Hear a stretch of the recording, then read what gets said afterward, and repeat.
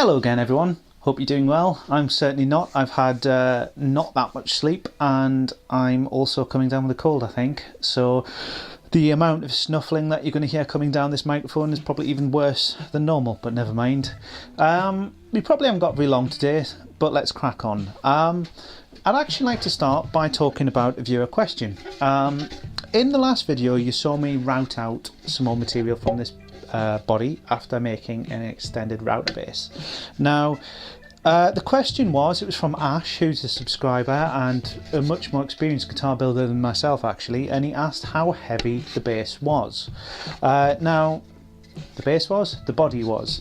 Now I'm almost kind of reluctant to answer that question because I am aware that I'm using heavy woods, and I'm also aware that it is a very common mistake for amateur builders, especially for the first build, to go away and build something that is way too heavy because they just don't take the weight into account when they're building. Most people tend to discuss guitar weights in pounds. As far as I'm aware, the average for sort of a normal guitar, I think my PRS is about £7.5, and I think a sort of a heavy unweight relieved guitar is probably in the region of about sort of £10. As far as I'm aware, you would not get even a Les Paul, generally speaking, that is above sort of £11. I mean, correct me if that's wrong. I'm happy to hear that I've got a bigger margin of error to work with, but that's kind of the scales that we're working to. I know this is going to be a heavy guitar, but I'm trying to keep it under that kind of £10–11 range. Now this guitar body as it stands, I wrote some figures down. I did weigh it on a pair of bathroom scales, so it's probably not the most accurate in the world, but it should give you some kind of idea. It came in at 3.3 kilos. No, that's not right, that's my guitar, my PRS guitar. The body came in at 2.1 kilos, which is 4.6 pounds. Very heavy just for the back piece of wood for this guitar. Now the thing is though, I intend to route this out. I intend to route out where the pickup covers are. I intend to thin down this piece in the middle here. I intend to put a back carve in, chamfer off edges, possibly even take some more material out around the backs and the insides and everything. So I'm really quite confident that I can get that weight down by probably almost half of what it currently is. So I think that takes us probably to about maybe, I don't know, £3 at a sort of conservative estimate there for that piece of wood. The two pieces of sycamore that I've got to make the cap with, as you can imagine, I mean there's quite a bit of excess on there. I think they again together came to 2.1 kilos, so kind of the same weight as that body as it is now. The rough estimate is going to be that we're going to lose about maybe half of that, if not slightly more. So I estimate that by the time that's carved, it's probably going to come in somewhere in the region of about £2.5, something like that. So by the time you factor in the neck and the hardware and everything, I'm still probably going to struggle to get this south of £11. So it's going to be heavy, but I'm aware of that and I'm going to carry on regardless. So as I already said, I wanted to try and get to the point where I kind of had a cap glued together and cut to shape so I could stick it on top of the guitar and kind of suss out where I want to go next, because I am kind of making this up as I go along and I want to get a nice visual reference for when I'm deciding how far I'm going to carve things and all that kind of stuff. Now I've already mentioned before as well that this wood is slightly cupped. It's not as bad as it used to be now that it's kind of dried out properly, but I'll just put it on a flat surface and show you what it's currently like. So at the moment I've got the camera focused on the edge of my router table, and for all its faults, if I stick a straight edge on there, you can see that it's pretty damn straight. If the camera will focus, there we go. So there's no gap underneath. Now if I actually take one of those pieces of maple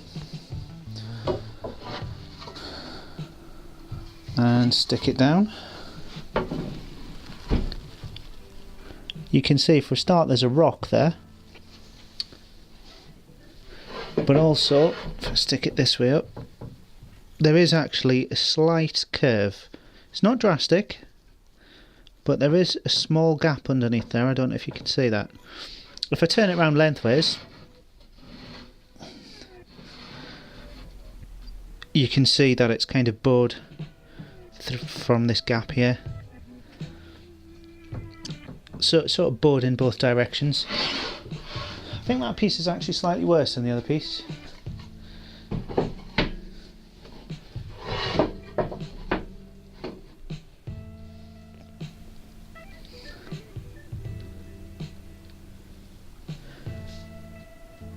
But as I say, there's some definite cupping going on there anyway.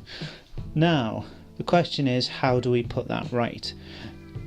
If we weren't too bothered about wasting wood or conserving grain patterns and things like that, you could stick it through a drum sander or something like that to try and just basically square it off. But we actually want to try and correct that in the wood without taking wood away if we can.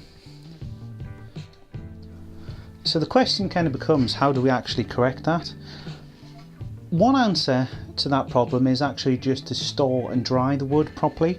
If it was stored stacked with air circulating all around it, it would continue to dry out, and perhaps some of the moisture would leave and it would kind of self-correct. If you can imagine, when this piece of wood was first cut, it was probably still quite damp, quite green, and as time some of the moisture has exited the wood, but it hasn't done so evenly, and that causes it to shrink unevenly, and that's what causes the cupping. It has actually been stored in a relatively warm place, well, an airing cupboard actually, for about a year now, and that has actually managed to correct some of the cupping. It is actually better than it was when I first got it, but we can't wait any longer. So I've had a method suggested to me, which is to actually use a heat gun to effectively sort of force the process. I've seen someone do it and it seems to be quite effective. So I'm very keen to give that a try. I need to be careful because it is possible, if we have the heat gun too hot, to actually burn the wood. It wouldn't be the end of the world, I suppose. It would be an excuse to buy a piece of wood that's actually square. But let's give it a go. So the method here is to face the wood with the hump of the cup facing upwards. So if you imagine, these two outer edges of the wood are actually touching the ground, and then the hump is in the middle with the prominent bit sticking up in the air. What I want to do is take the heat gun and just basically go evenly over it for a good 10 minutes and then let it cool down and see if we see any difference in the amount of cupping.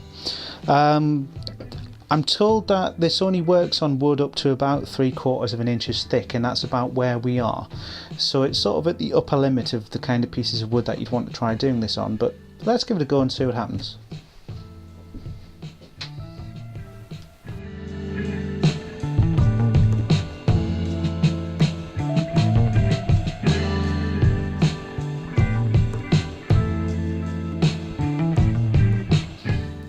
So I've let that cook for about 15 minutes.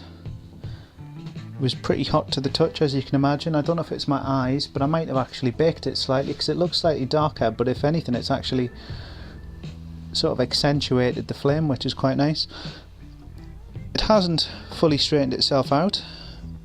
I'd have to do a before and after comparison picture, I think, to tell if it's actually made any difference so far, but I believe it's supposed to do it as it cools down. So I'm just going to leave that as it is, and we'll come back in maybe 15-20 minutes and see if there's any difference there.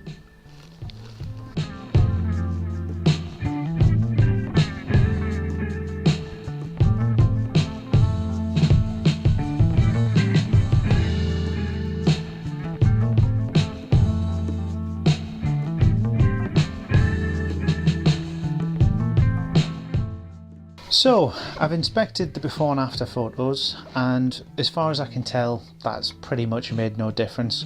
I have seen it work for other people before. In this case, it's just not worked for me. I guess it just shows that the cupping of the wood wasn't necessarily just down to uneven drying. It's just obviously been cut when it's wet and then it's finished drying out. And you know, just sometimes that's the way it is. It is a natural material. It's never going to be perfect. So I've just got to kind of do the best I can, really. The maple top, or the flaming of the maple in this top, isn't a key feature of this guitar.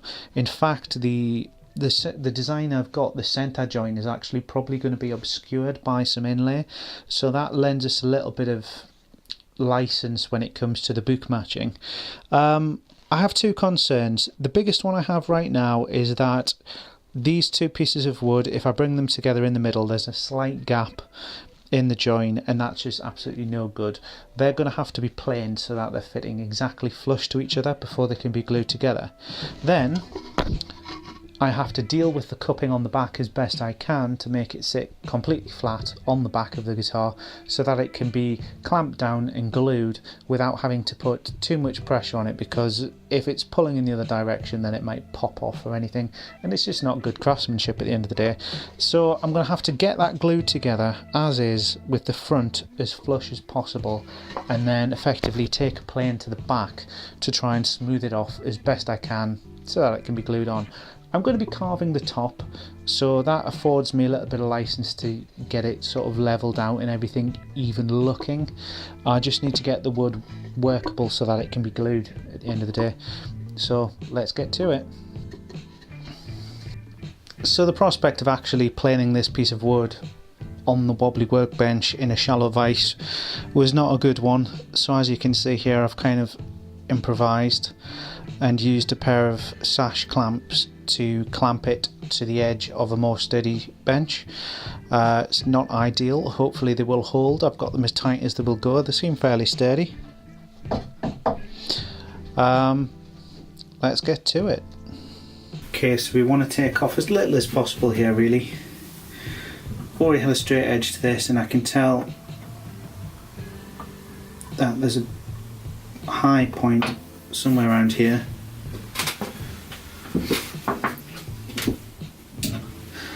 Brand new number 6 plane, set up and ready to go. Just need to start feeding the blade out and find the biting point.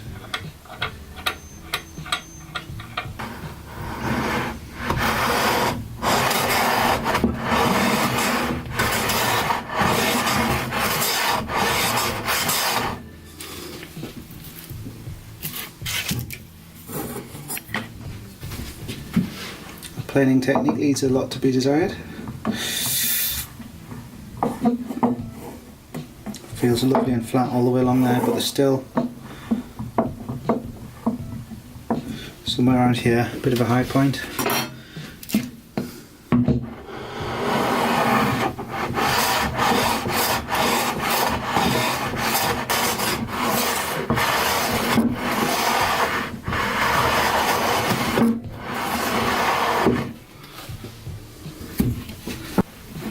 Feels flat, and I can't see any daylight.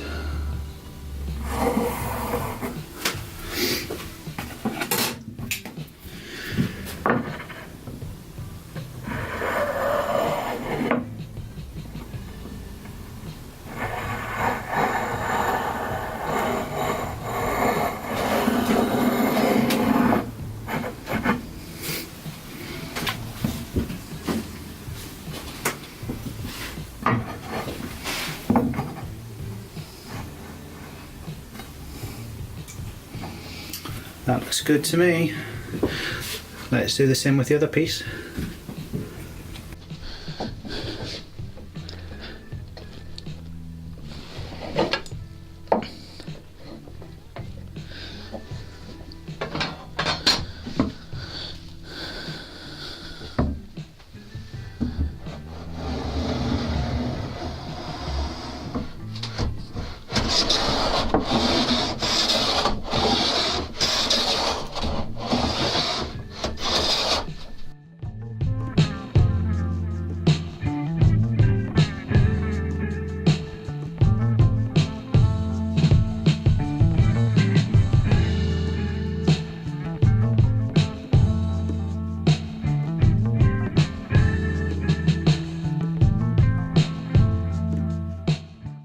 The only place I'm not entirely happy with that join is right at this end, but that's not actually going to be part of the guitar body anyway, so it might be okay there.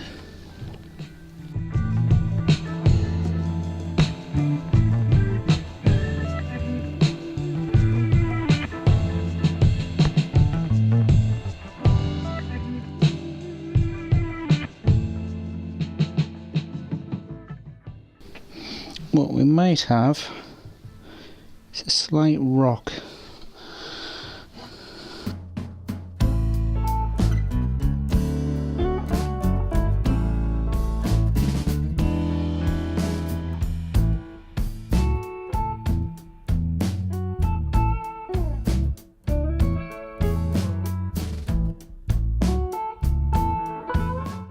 All right.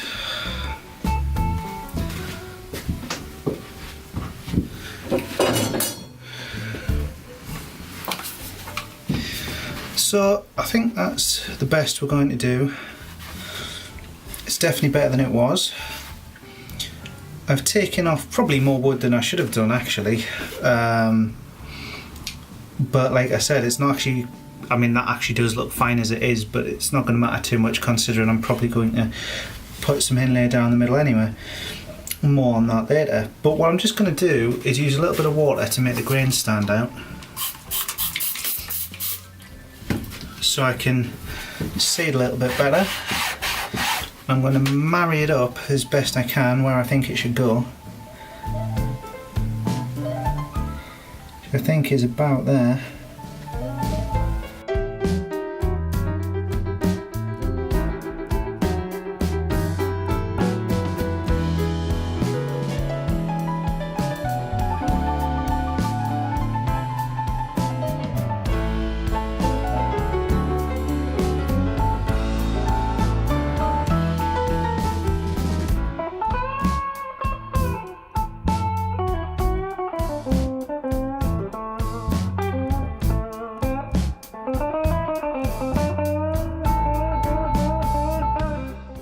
So as you can see, I've popped the first piece in the vise, and that's just to give me somewhere to clamp. I'm going to have a dry run before applying any glue. As usual, I'm a bit limited for actual tools. I've only got 2 large clamps. I could ideally do with probably at least 3, but never mind. So the plan is, pop this on here, get it lined up.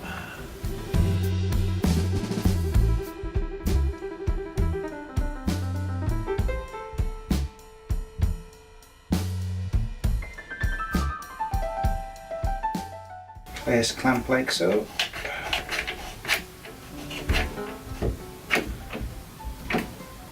Clamp it lightly to start with.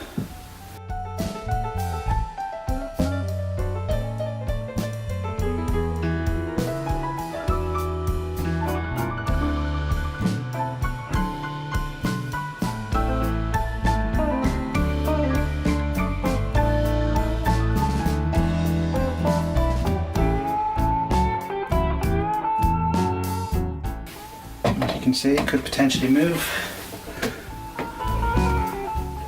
Make sure it's lined up.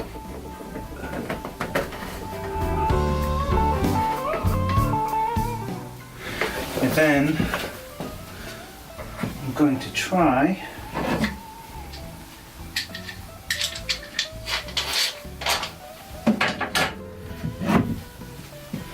taking a piece of material, be wrapped in cling film to stop the glue sticking, and I'm going to clamp it to these boards. I'm just going to do that as a trial run and then take it off again just to see if it looks straight when I take it off.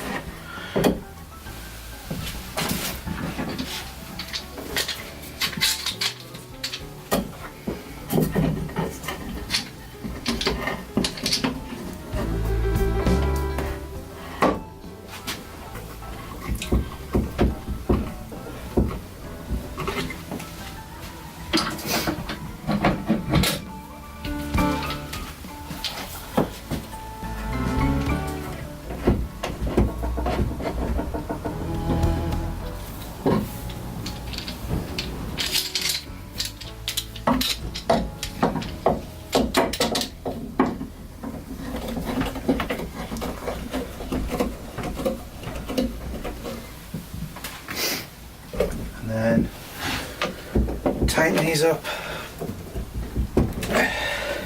wipe any further excess off the back, and that would be us good to go. Ideally there would be another clamp in the middle, but there's not a lot I can do about that. Okay, so I think we're as ready as we can be. Let's go for it.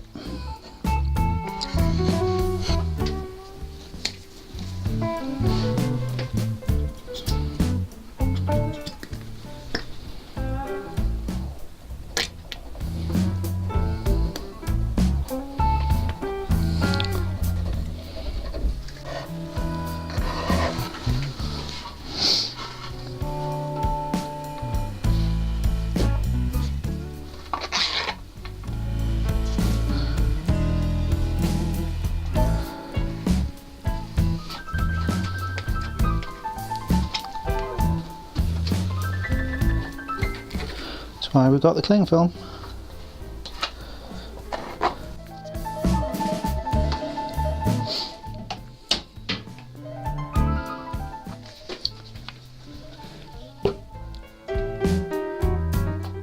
Light clamp first of all, just to get them in place.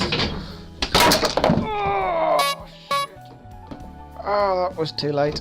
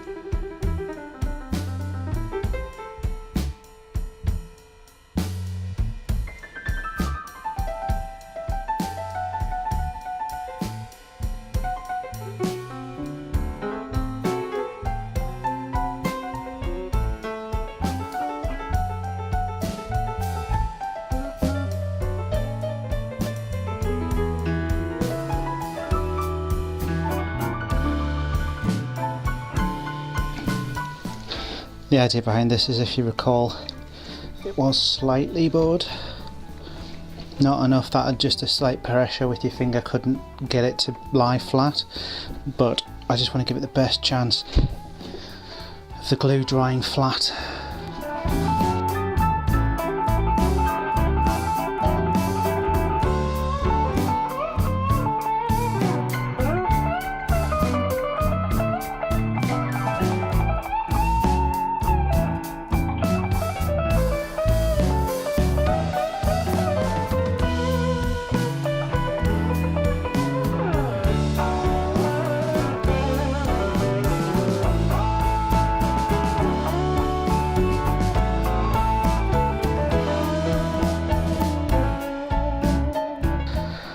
Well,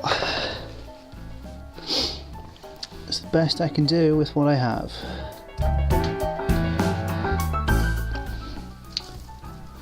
gonna have to leave that overnight, come back in the morning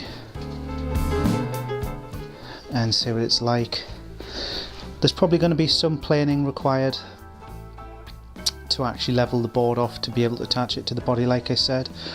So whether or not it will actually take that planing without coming apart again will probably be a good test of whether or not it's actually stuck together properly. So until next time, goodbye. To be continued.